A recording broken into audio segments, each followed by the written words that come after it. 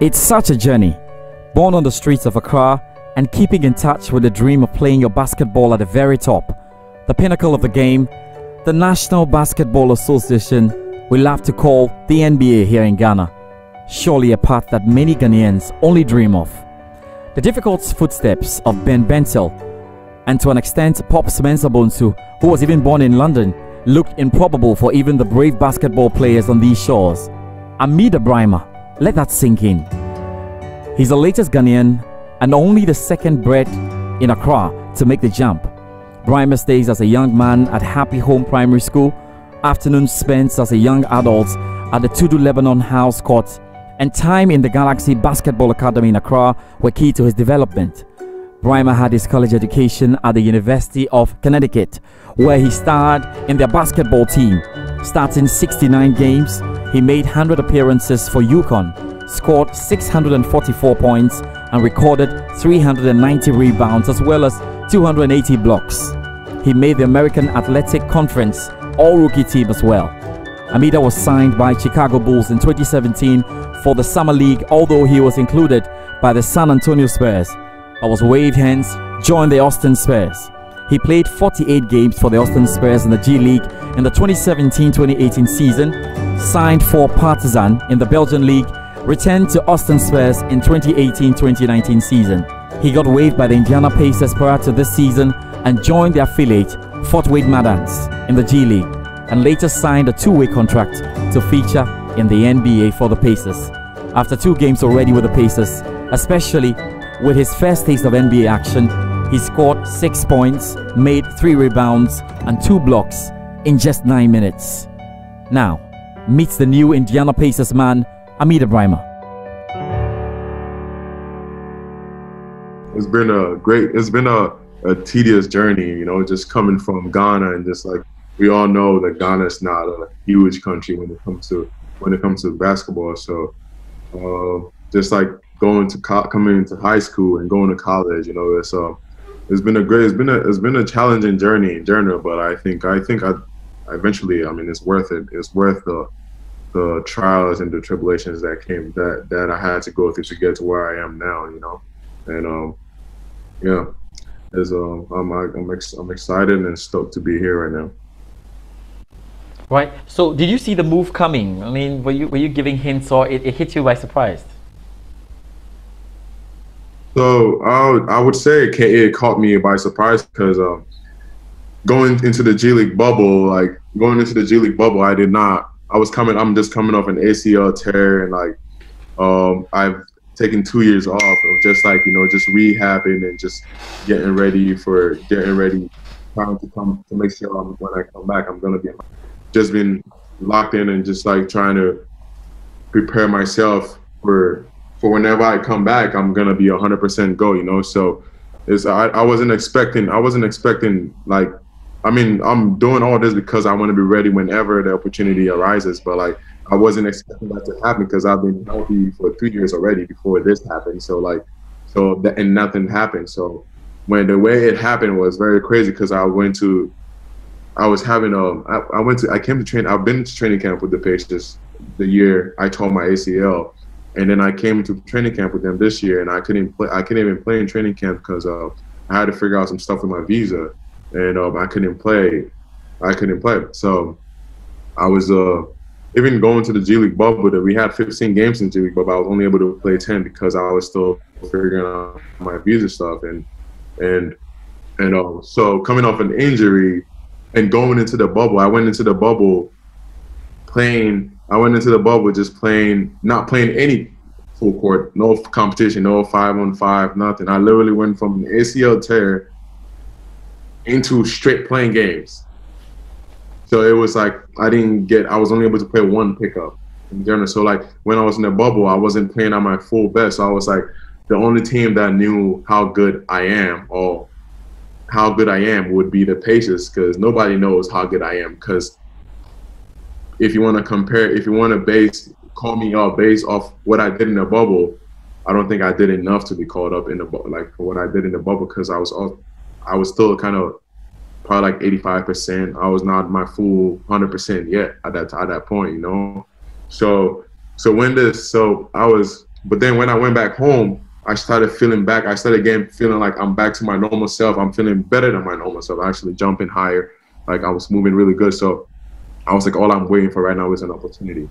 And my talking to my agent is like, this around this week or next week, things are gonna start picking up. But like, we don't know. It's just all up in the air. So I actually was I went to a birthday. My second family here. I went to the birthday of the mom, and then we went to the birthday. And after that day we got there, it was like 4 hours from where I live. The day we got there, I got a call from my agent telling me I'm on the list of people they're trying to call up for the patients. And then he calls me again and was like, "Are you on the short list?"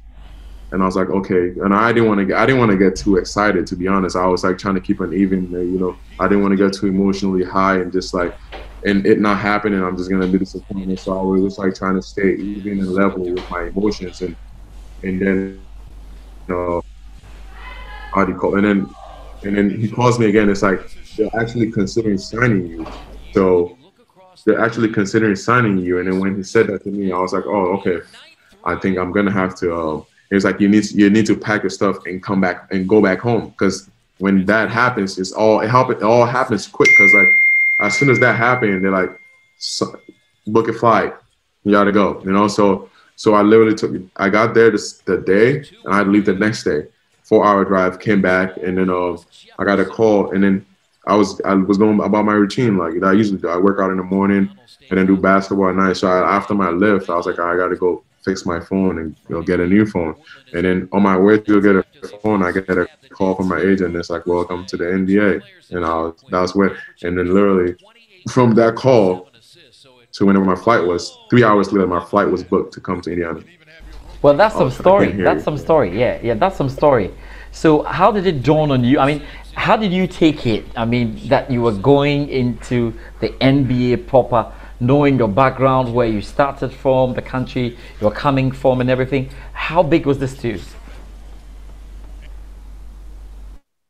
So for me, like the dream and the goal has always been, it hasn't always be just about me. It's not about just me. It's about my family. It's about all those kids in Ghana, just like me, that don't know if they can make it to the NBA. They can make it to even to college, like not just the NBA, because the NBA is the top of the top. It's like even making it to college, being in like the top colleges in America, like being even playing in the G League. Like, like what I wanted to do was just paint that picture for those kids that are coming up, learning how to play basketball, giving them some hope. Like, okay, if Amida can do it, we can do it. Because I was just like them, and I have a long way to go still, but I was just like them. Like my coach when I was in Ghana, Hashim, was the one who forced me to come. Like, yo, go to the I need to come. Like, he forced me to come to the court, do this and that. So I was literally just like them. I was like, I didn't want to play basketball, like it was. So me just painting that picture and letting them know that if I can do it, you can do it. And you can even do way better than I did, So like, that's what I want to do. I want to be like that image and that I guess role model, or whatever you can call it, for those kids that are looking forward to be in the situation that I am, or even better. Excellent stuff. I mean, let's talk about what your ambitions are then. Now you are right in the NBA, you're on the big time, everybody's going to be paying attention to you. We've already started watching videos, we're following your games, we're looking at it, we're very happy about it. What are you hoping to achieve with the Pacers? So me right now, I'm just trying to play my role, and whatever role the coach wants me to play, I'm going to come whenever I step on the court. I'm making sure I'm playing that role. And that's another thing, like it's very important that you know your role and what the team is expecting from you. So I know what my role is, and whenever I step on that court, I'm bringing that every time I step on that court. And right now, if what they want from me is to rebound and set good screens and block shots, that's what I'm gonna do. And whatever role the team wants me to do is what I'm willing to do at this point. And good stuff, and we're looking forward to it. The whole of the country is right behind you.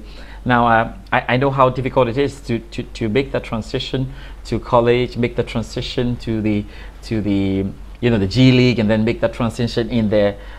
I'm sure there's some basketball players who are probably somewhere along the line, hoping to get where you are, what would be your advice? Because I was watching a few videos, Connecticut University, you were really doing your good stuff. Then we watched a lot of your G League videos, and here you are today.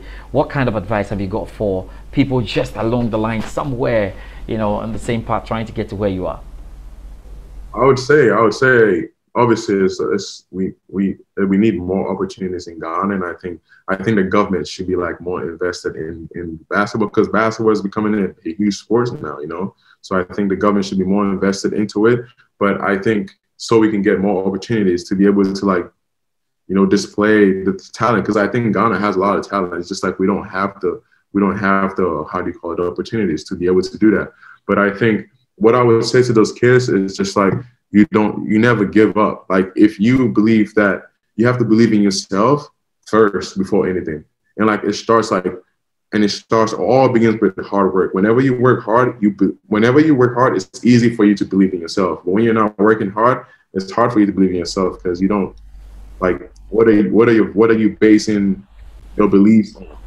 You know? So I think what I would say to them is, you just keep working hard and just keep putting 100% off. And whenever you step on that court, whenever you're on that court, like, I'm about to go work out, you'll put in 100% and just keep working hard.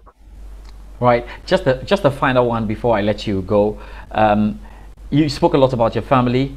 How, for instance, did your mother, your father take the news that you are in big time NBA? I mean, how did they take the news when they heard it? Yeah, they were ecstatic. Like, I technically have two families. I have one back home, Ghana, and I have one here. So they're both families are so ecstatic. Because they know how hard I work. They know how long I've been working to be in this position. Like, it could have been easy for me to just say no and give up. But I was like, no, like, there are too many kids that look up to me for me to just say no. And might not be kids in America, but I know for sure there's so many kids in Ghana that, like, look up to me. And then they know how hard I work, and that's what, and that is what makes them happy. Just like them seeing all my hard work that I've put in come into fruition. Do you remember the first lines from your mom or your dad when they realized you were there? Do you remember the first lines? Not really. My dad was so surprised, because I actually called it, because my mom is kind of like, she stresses too much. So I called my dad when I started getting those calls. I called my dad and I was like, hey, apparently the Pacers are trying to sign me, but I don't want to tell mom yet until it's official. So I called him, and he was like, he couldn't even sleep. And after I called him, he couldn't sleep because he was so excited just off me calling him that they're trying to sign, like, to sign me. My mom was excited. Right. Yeah. Right, it's good stuff. And I guess these days you've got very busy schedules, and you will have to grant interviews, and you have to do this. We have to say a very, very big thank you, and we're going to do our very best to ensure that we tell the good news and keep you in mind and keep you in prayers, like we do here in Ghana, and obviously be looking out for what you can do with it. But how are you flowing with your teammates already? Yeah, it's been good. It's been good. All the players are so, like, this group is a great group. They're very friendly, and when I first got here, like Malcolm back then, and Sabonis, like, they're like, we need you, and like, and them telling me they need me was just enough for me to be like, okay, like, I didn't just come here just to be called up. I came here for a purpose, and that was one of the confidence pieces for me, and I think it was important that I get told that. So they're a great group. But he shot it with his palms up. He's got the elevation to take it hard and strong and go at the rim palms down, which means you're above it and you're ready to dunk. Calhoun. You don't think they missed him for the 11 games he was out? Amida Brimah can't lose him in the paint. All you have to do is get it up in the air close to the rim.